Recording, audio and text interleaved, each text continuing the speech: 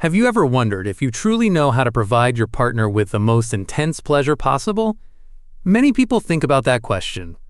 There might occasionally be a faint feeling of doubt, even if you are in a loving and committed relationship. You see, a lot of women admit to having staged an orgasm at some point in their lives, usually to avoid upsetting their partner. So, how can you be sure that you're actually making someone happy? How can you move from uncertainty to confidence given your understanding of her anatomy and what truly triggers her climax? It's not some complicated, top-secret technique. It's a simple but efficient method that depends on a basic understanding of female anatomy. In addition to knowing what to stimulate, it also entails knowing when and how to stimulate. By the end of the movie, you will understand the sequence, which is a key that can lead to a greater level of intimacy and pleasure for you both. Here, performance isn't important. It's about connection and fulfillment for both parties. Let's begin. First, we need to talk about the clitoris, the ultimate center of female pleasure. For far too long, this organ has been misunderstood or disregarded, despite being without a doubt the most significant component of the female orgasm. In reality, the small, outwardly visible nub is just the start of a much larger structure. The clitoris spreads out into a complex network of erectile tissue as it grows inside. To appreciate its sensitivity, consider this. The glands of the clitoris, that small part on the outside, contain over 8,000 nerve endings. That is more than twice as many as the penis's total number of glands. Because of its incredible nerve density, it is the most sensitive erogenous zone in the human body. This isn't an opinion. It's a biological fact. The vast majority of women are not the only ones who benefit from direct and dedicated clitoris stimulation. Orgasm must be attained. Relying only on penetration to accomplish the task is one of the biggest mistakes one can make. We'll go into more detail about that misconception soon. Realizing this is the first step. The clitoris is the primary source of orgasmic pleasure for the majority of women. You must recognize that your goal is her actual satisfaction and give her stimulation top priority. It requires delicate handling, care, and attention, especially in the beginning. Concentrated, deliberate clitoral stimulation is the basis for all other techniques, though the pressure may increase as she gets more excited. The second, and often more mysterious pleasure area is the G-spot. We now acknowledge it as a real and distinctive erogenous stone, despite years of dispute over its existence. The G-spot is not a magical button. Rather, it is a section on the upper front wall of the vaginal canal, a few inches inward from the entrance.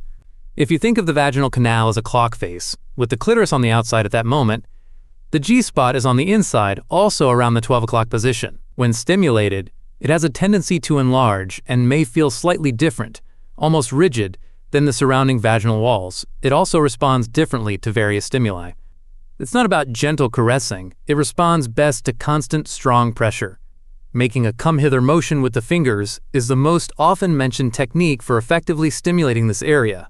The pleasure from G-spot stimulation is often described as a deeper, more internally felt sensation, as opposed to the sharp, focused pleasure of the clitoris. For some women, this can cause an extremely powerful orgasm, sometimes accompanied by female ejaculation. Importantly, however, stimulating the G-spot by itself without first arousing it could not feel pleasurable at all. Like the urge to urinate, it may even be uncomfortable for some women. In this case, the rail trick is helpful. Here, the 2 points of pleasure are linked. The secret lies in the urologist's trick, which ties everything together. The goal is not to choose between the clitoris and the G-spot. It's about recognizing their complementary qualities. Think about it this way. The G-spot is a locked room that provides a unique kind of pleasure, and the clitoris is the key. You cannot experience the pleasure of that room unless you first use the key to unlock the door. The order is as follows. Targeting the clitoris with a toy, manual stimulation, or committed oral sex is the first step. To raise her arousal, your primary goal should be to stimulate the clitoris. This causes blood to flow to the entire vaginal region, including the internal clitoris components and the G-spot. The area becomes sensitive, engorged, and ready for pleasure. You are effectively turning on her entire pleasure system by doing this. After the clitoris has been stroked and she is either approaching or has already experienced a clitoral orgasm, G-spot stimulation should only be used when she is extremely aroused. Now that the door has been unlocked, the G-spot is more than just a patch of tissue. The pleasure zone is extremely sensitive. Feeling the firm pressure that was previously uncomfortable turns into something truly pleasurable. This combination creates an explosive encounter. The deep interior pressure on the G-spot and the prolonged pleasure from the clitoris may produce a more powerful and all-encompassing blended orgasm. This sequence is the primary difference. After clitoris raises arousal, G-spot brings in a new, more intense pleasure. Rushing straight to the G-spot is like trying to force a lock. It is ineffective and obnoxious. Using the clitoris as the key is the only way to realize its full potential. By understanding this sequence, we can now confidently refute some of the most persistent and harmful misconceptions about female pleasure. The first, and most important, is the misunderstanding that a woman should only have an orgasm through penetrating sexual contact. This is simply not the case for most women, as studies and polls consistently show. According to estimates, more than 80% of women do not only experience vaginal penetration orgasms. There is a completely anatomical explanation for this. As we have already discussed, the most sensitive organ is the clitoris, which is external. While some penetration postures can provide indirect clitoral stimulation, this is often not enough. Furthermore, the inner two-thirds of the vaginal canal have very few nerve endings. It is meant for childbirth, not intense sensory pleasure. Therefore, if your partner hasn't been getting orgasms from penetration alone, it's neither your fault nor theirs. It's just anatomy. We have thus shown that a full understanding of female anatomy is far more important than mere penetration. It involves more than just force. It also involves technique and connection. But here's the opposite. What happens if you know what to do but are worried about your strength and stamina to carry it out for as long as she needs to?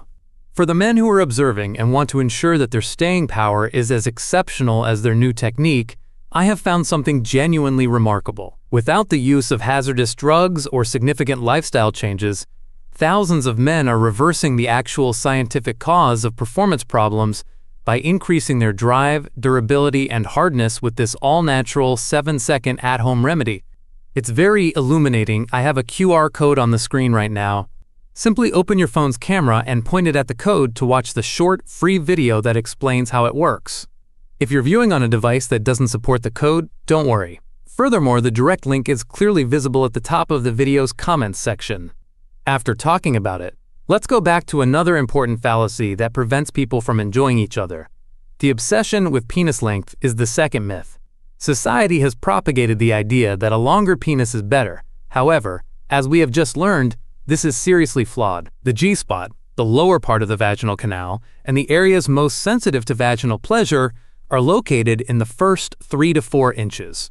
A very long penis reaches into a very sensitive area far beyond these zones. Because it can repeatedly strike the cervix at the back of the vaginal canal, an overly long penis can cause pain and discomfort instead of pleasure. According to anatomy, girth or thickness is actually more important. A thicker penis can create more pressure and friction against the walls of the vaginal canal and, more significantly, against the G-spot area. As it fills the space more completely, more nerve terminals are stimulated simultaneously. Therefore, the cultural emphasis on length has been misguided. Its width and deft use in combination with external clitoral stimulation result in increased pleasure during insertion. Come on, let's go home. The greatest pleasure of a woman can be revealed without any secret. It's a method of comprehension and sequencing. Remember the key. The clitoris is the doorway. Focus on it first. Allow it the time and attention she requires to become as aroused as possible. Once the door to pleasure is open, you can then introduce the powerful, deep sensation of the G-spot. This 1-2 combination may alter your level of sexual intimacy. But remember, this is only a technical handbook. There is more to the story than anatomy. True enjoyment is based on trust, affection, and communication. The most important sexual organ is the brain. Talk to your spouse. Find out what she likes. Observe her body language and what she says. Since every woman is different, open communication is the only way to truly learn to delight each other. Approval and point scoring are unrelated to this understanding.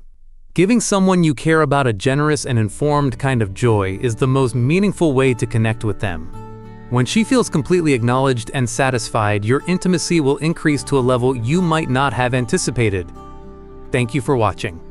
If you learned anything new from this video, please like and subscribe for more. Don't forget to leave a comment with your thoughts. How has it been for you? Let's continue the conversation.